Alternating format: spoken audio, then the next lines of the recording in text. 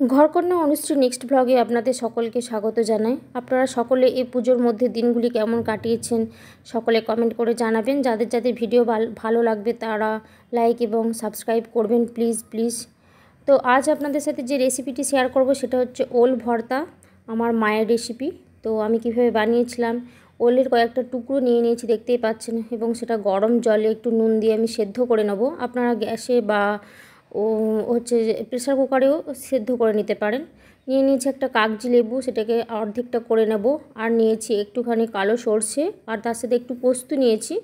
তো আপনারা হলুদ সর্ষেও ব্যবহার করতে পারেন। দেখতে পাচ্ছেন যে আমি দেখিয়ে নিচ্ছি এটা কিভাবে সিদ্ধটা কতটা হয়েছে। সেদ্ধ ওই ওলটাকে ভালো করে ঠেসে নিতে হবে, মানে যাকে বলে ভালো করে মেখে নিতে হবে। আর কড়াইতে নিয়েছি সেটা হচ্ছে ঘিটা হচ্ছে মেন ফ্লেভার ওল ভর্তা করার জন্য। অনেকে সরষের তেল দিয়ে করতে পারেন, কিন্তু ঘিয়ের ফ্লেভারটা খুব সুন্দর লাগে, এবং সেটা যদি দেশীয় ঘি হয় তো বলেই কথা নেই। একটুখানি করে আপনারা দেখতে পারেন খেতে কীরকম সুন্দর লাগে। আমার তো দুর্দান্ত লাগে, এই দিয়ে আমি হয়তো এক থালা ভাত খেয়ে নিতে পারি। তো গ্রাম্য পরিবেশে আমাদের খাবার দাবার ধরনগুলো হয়তো একটু আলাদা, কিন্তু দেশীয় এ সমস্ত খাবার খেতে খুব ভালোই লাগে। দূরে থেকে মায়ের রেসিপির কথা মনে পড়ে যায়, এবং মাকে জিজ্ঞেস করেও নিই, বেশ ভালোই লাগে।